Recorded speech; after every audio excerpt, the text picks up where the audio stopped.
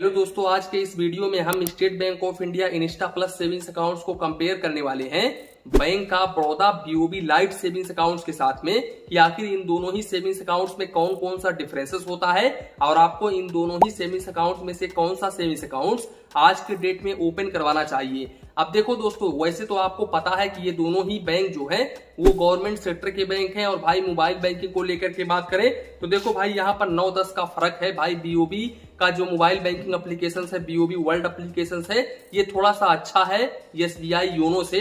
तो यहाँ पर थोड़ा सा हम कह सकते हैं कि मोबाइल बैंकिंग के मामले में बैंक ऑफ बड़ौदा थोड़ा सा ठीक ठाक है, क्योंकि भाई एसबीआई योनो के ऊपर 4.2 का रेटिंग है, 2 मिलियन प्लस लोगों ने रिव्यू दिया हुआ है और 82 MB का ये एप्लीकेशन है और भाई 100 मिलियन प्लस लोगों ने इस एप्लीकेशन को डाउनलोड किया हुआ है। जबकि bank of Baroda mobile banking application को 4.3 का रेटिंग मिला हुआ है और 1 मिलियन प्लस लोगों ने रिव्यू दिया है और भाई 83 MB का ये एप्लीकेशन है और 50 मिलियन प्लस लोगों ने डाउनलोड किया हुआ है। मैं आपको बता दूं भाई, ये दोनों ही बैंक DICGC से इंश्योर हैं, तो यहाँ पर आपका 5 लाख रुपए तक का अमाउंट बिल्कुल सुरक्षित है। वैसे ये दोनों ही बैंक बहुत ही पुराने और सरकारी बैंक हैं, तो यहाँ पर भाई आपका पैसा कहीं पर भी जाने वाला नहीं है। आप इन दोनों बैंकों में से किसी भी एक बैंक में आंख बंद करके विश्वास कर सकते हो, पैसा रख सकते हो, कोई दिक्कत वाली बात नहीं है।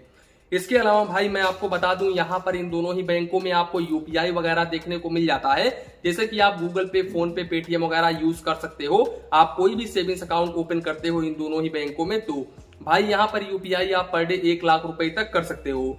बाकी भाई अगर हम यहाँ पर सबसे पहले SBI Insta plus savings accounts को लेकर के बात करें तो देखो भाई, Insta plus savings accounts open करने के लिए आपको एसबीआई योनो डाउनलोड करना होगा और आपका जो एज है वो 18 प्लस होना चाहिए। आपके पास आधार कार्ड और फिजिकल पैन कार्ड होना चाहिए। आप वीडियो केवाईसी के माध्यम से बहुत ही इजीली ओपन कर सकते हैं।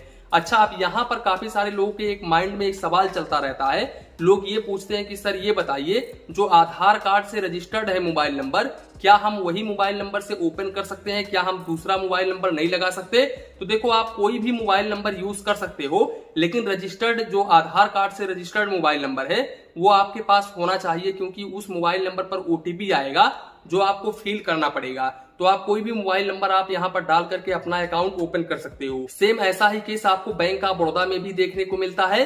बैंक ऑफ बड़ौदा का बीओबी लाइट सेविंग्स अकाउंट्स ये भी आप इनके वेबसाइट के जरिए बहुत ही इजीली ओपन कर सकते हैं और भाई ये आप किसी ब्रांच से भी ओपन कर सकते हैं। ऐसा नहीं है कि आप ऑनलाइन ही ओपन कर सकते हैं, लेकिन इंस्टा प्लस सेविंग्स अकाउंट आप ओनली ऑनलाइन ही ओपन कर सकते हैं। भाई ब्रांच के जरिए ये सेविंग्स अकाउंट ओपन नहीं होता है। बाकी इंटरेस्ट रेट को लेकर के बात करें तो भाई एसबीआई आज के डेट में 2.50% पर एनम तक का इंटरेस्ट रेट प्रोवाइड कर रहा है, जबकि भाई बैंक ऑफ बड़ौदा 2.50% से लेकर के 4.25% पर एनम तक का इंटरेस्ट रेट प्रोवाइड कर रहा है। तो यहाँ पर आपको इंटरेस्ट रेट थोड़ा सा ज्यादा देखने को मिल जाता है, तो ये बैंक ऑफ बड़ौदा का प्लस पॉइंट है। इसके अलावा मोबाइल बैंकिंग के मामले में भी बैंक ऑफ बड़ौदा का प्लस पॉइंट है। बाकी अगर हम एसएमएस अलर्ट को लेकर के बात करें तो भाई एसबीआई में एसएमएस अलर्ट फ्री है और भाई जैसे एसबीआई में एसएमएस अलर्ट फ्री है वैसे आपका एसएमएस भी आता है। वहीं पर बैंक ऑफ बड़ौदा में आपको 20 पैसे पर एसएमएस चार्जेस देना पड़ता है और मैक्सिमम आपको 15 रुपए प्लस जीएसटी पर मंथ के हिसाब से चार्जेस देना पड़ता है। तो ये थोड़ा सा बैंक ऑफ बड़ौदा का माइनस पॉइंट हो जाता है यहाँ पर।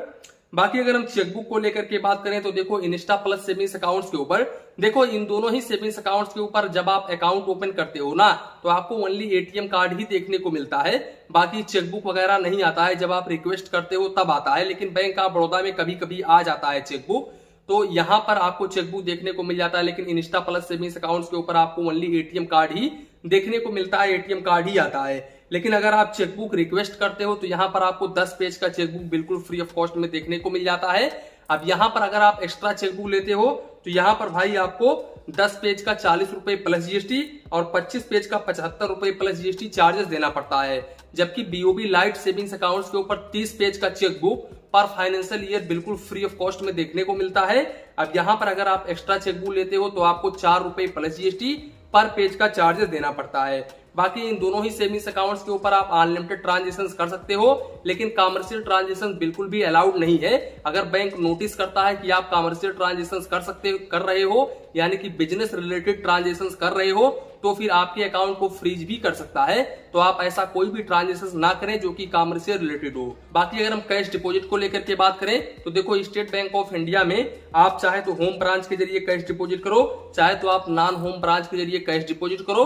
मंथली आप 3 ट्रांजेक्शन बिल्कुल फ्री ऑफ कॉस्ट में कर सकते हैं। लेकिन भाई अगर आप इस लिमिट को क्रॉस करते हैं तो फिर आपको 50 रुपए plus GST per transaction charges देना पड़ता है।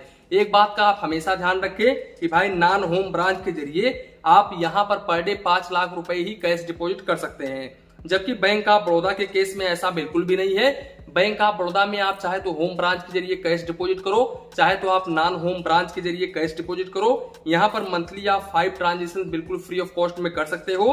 अब अगर आप इस लिमिट को क्रॉस करते हो तो फिर ऐसे कंडीशंस में रूरल और सेमी अर्बन के कस्टमर्स को 40 रुपए प्लस जीएसटी और मेट्रो सिटी और अर्बन के कस्टमर्स को 50 रुपए plus GST per transaction charges देना पड़ता है।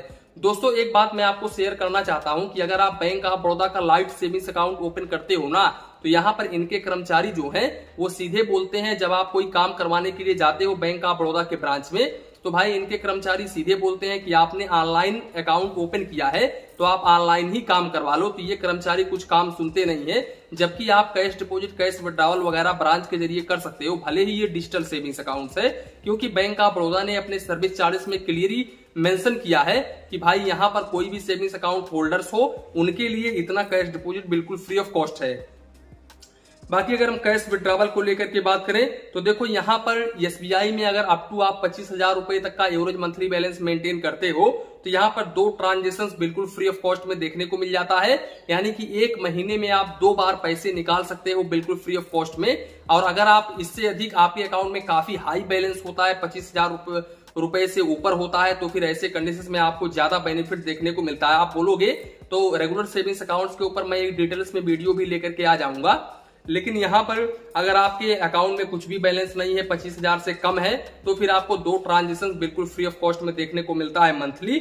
अब अगर आप इस लिमिट को क्रॉस करते हो तो फिर आपको यहाँ पर 50 रुपए plus GST per transaction charges देना पड़ता है। और एक बात का हमेशा ध्यान रखें कि आप नॉन होम ब्रांच के जरिए ओनली 10 लाख रुपए ही बिल्कुल फ्री ऑफ कॉस्ट में निकाल सकते हैं, या फिर 10 लाख रुपए तक ही लिमिट दिया गया है भाई, यहाँ पर 10 लाख रुपए ही आप निकाल सकते हैं। अब इन्होंने समय नहीं बताया है कि आप ये 10 लाख रुपए एक महीने में निकाल सकते हैं या फिर आप एक दिन में निकाल सकते हैं। जबकि वहीं पर भाई bank of Baroda light savings accounts को लेकर के बात करें तो भाई यहाँ पर आप चाहे तो होम ब्रांच के जरिए पैसे निकालो, चाहे तो आप नॉन होम ब्रांच के जरिए पैसे निकालो। मंथली आप 5 ट्रांजेक्शन बिल्कुल फ्री ऑफ कॉस्ट में कर सकते हो।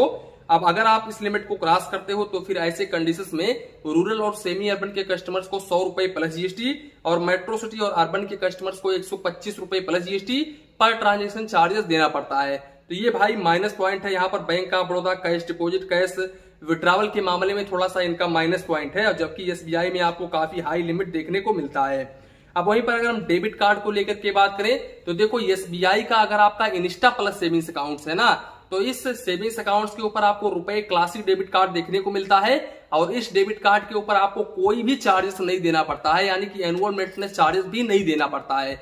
यहाँ पर इन्होंने क्लियरली मेंशन किया है, तो आप लोग कमेंट मत करिएगा कि भाई 200 रुपए प्लस जीएसटी डेबिट होता है।